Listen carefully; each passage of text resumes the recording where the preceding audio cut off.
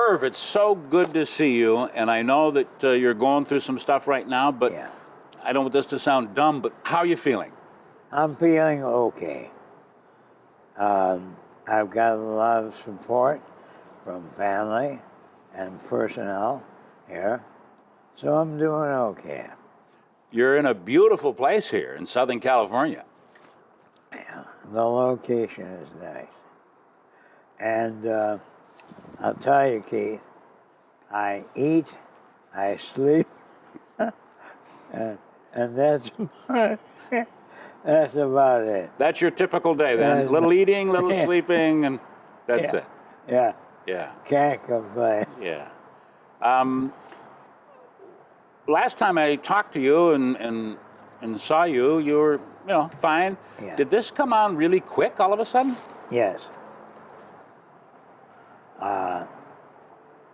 Back in March, I started to get episodes of balance problems, and then I couldn't walk. I mean, it was like that. Yeah. And you were healthy your entire Yeah. life, weren't Yeah. you? Except when you had to have your prostate scraped. I remember that. Yeah. They didn't scrape enough. Now, what do you miss most about being back in Buffalo? The food? Two things. First of all, the people. Second of all, the food and the lifestyle. Buffalo, Western New York, is just the greatest place to be. Seriously. The sunshine is great here. I kid you not. But aside from that, if I had to be anywhere, Buffalo is where I would be. This has been a learning experience for me. Fortunately, there's no pain. The problem is I'm dependent on others for everything. But it could be worse. I could be dead. Yeah.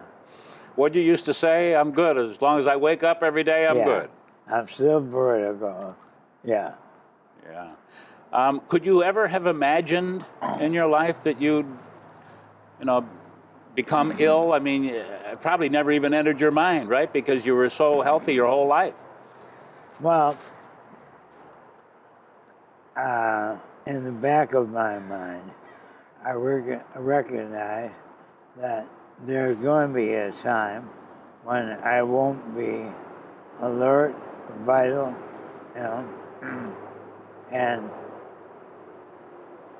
but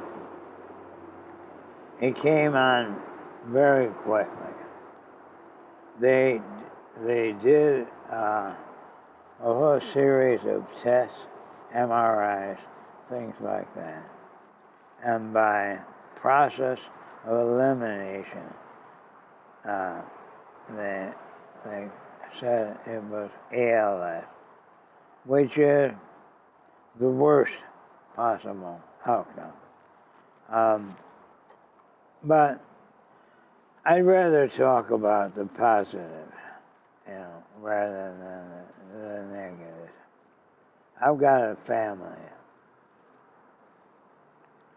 that is so wonderful and supportive and loving, and people I haven't heard from in years have written to me, sent cards, said they're praying for me.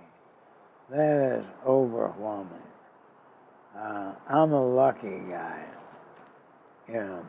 I mentioned in the interview with Alan Pergament about Lou Gehrig, who had ALS, and said he considered himself the luckiest man on the face of the earth. There wasn't a dry eye in Yankee Stadium. And I think about that. You know, movies, television, they sometimes mirror real life. And I've had the best life anyone could have. In my professional life, I did what I loved, and I think did it pretty well. And I worked with some of the most talented people, and worked for some of the most talented people.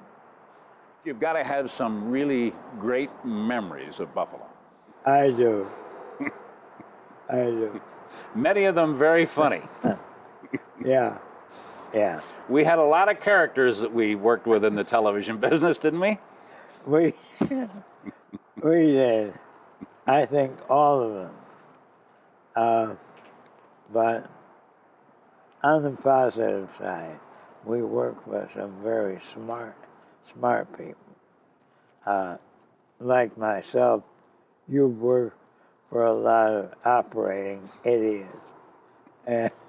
And you know, but you get through that, and then you find yourself in a position where you're calling the shots. You're making the decision. But we had a lot of fun, didn't we? We did have a lot of, we did, yeah. Did you know anything about ALS before this diagnosis came about? Not really. No? Not really, no. Yeah. No. Did you learn? You've learned a lot about it now, I guess? Unfortunately, I have. From the tip of my head to my waist, I'm fine. I mean, I may bevel once in a while, but below my waist, I'm dead. Yeah. And unfortunately, it imposes a lot of responsibility on Elaine, my wife, and other family members. But they have come forth and they've done everything humanly possible to give me a near normal life. And this past week, I've received maybe 100 letters and cards, and people saying that they're praying for me, and that means an awful lot to me. Can you believe it's been about 17 years now since you retired? Yeah. I can't believe it. What the heck did you do for 17 years, Irv? As little as possible. Have you enjoyed retirement? Yes, I have. The ability to get up every day, go where I want to go, do what I want to do. It doesn't get better than that. Do you watch the news on television out here? Very little. Why? Wow. It isn't just the news out there, or the news here in California. I think the definition of news has changed radically. To me, news is something that has value for the viewer.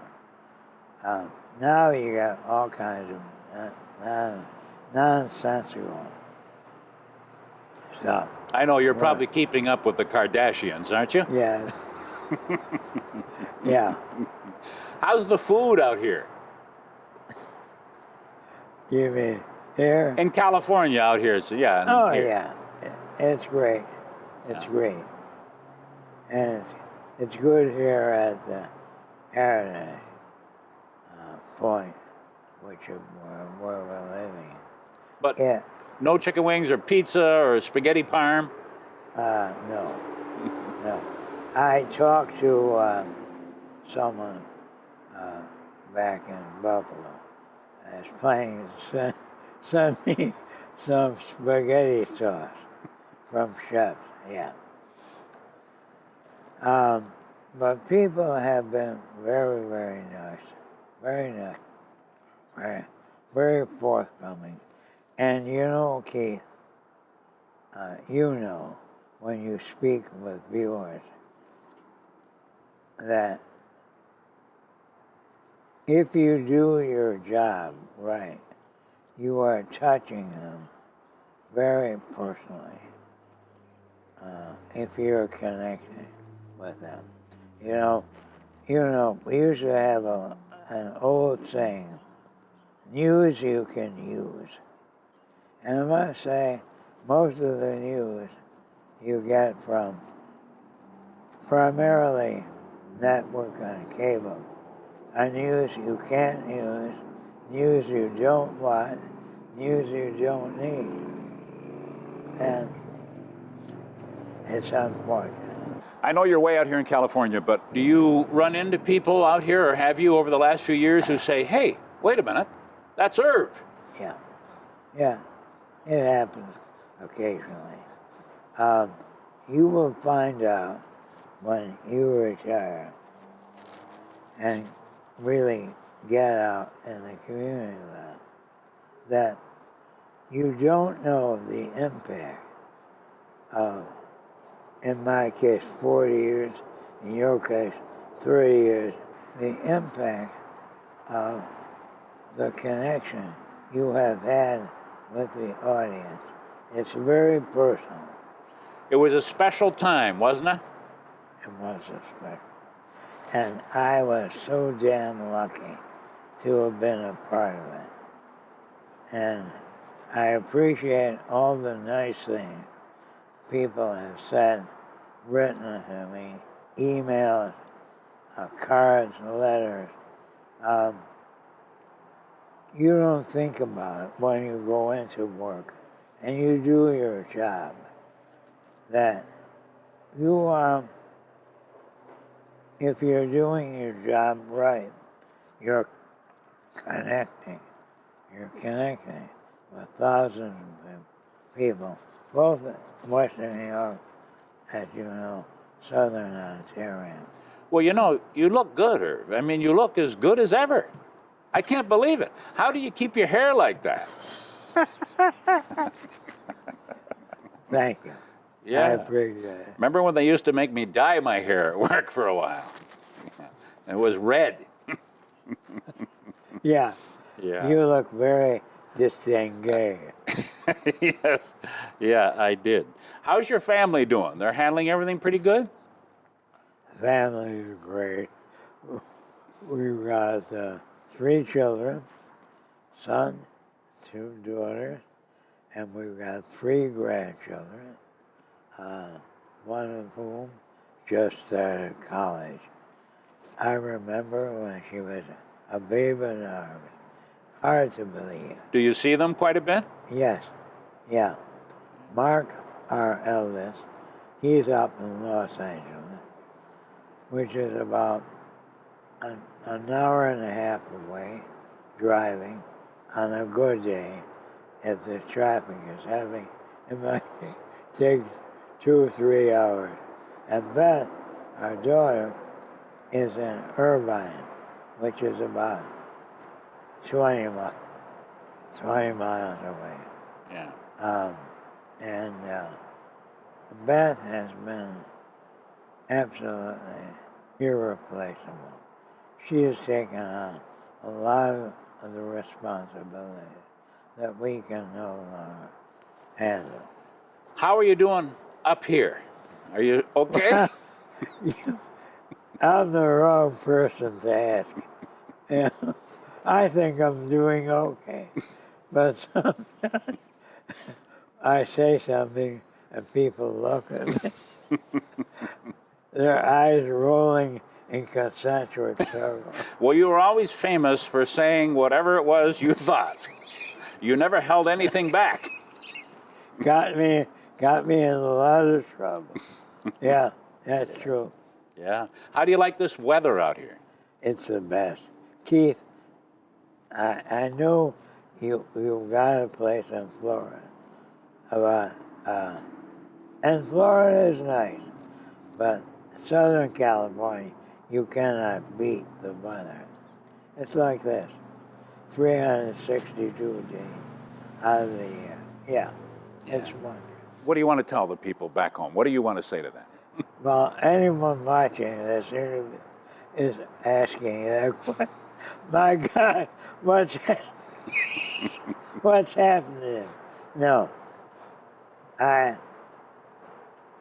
want to thank the viewers, the people of Western New York, for giving me a life that I could never have dreamed of, and a retirement that is equally magical.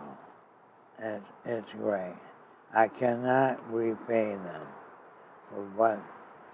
for their loyal viewership.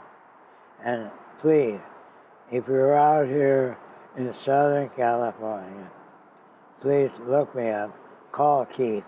He'll let you know where I am. And I would love to see you. Yeah. Now, this is a pretty nice place, pretty swanky, actually, Irv. Now, do you need a loan or anything? How's your money situation, okay? You still got a lot of dough? What's the funniest story you can remember for when we worked together? Now, there's a lot to choose from there. Unfortunately, most of it I cannot. Not suitable for the television audience. My conservative personality does not allow me to talk about those things. Yeah, what is better? What is greater than doing work that you love and getting well compensated? Nothing. Absolutely nothing. You know that. We're just lucky. Very lucky. Well, the audience was pretty lucky too, you know, because Irv, Rick, and Tom were the biggest things to ever happen to Buffalo television, and still today people look back at the good times, you know, and everybody loved you guys. Well, that's very nice. That's not for me to say because, as you know, I'm a very modest person. Yes, you are very modest. I don't want you to get a big head, you know, but we really miss you, and don't forget that we all love you, Irv, okay? Thank you, Kate. All right. Thank you for coming. And if you need a loan, let me know.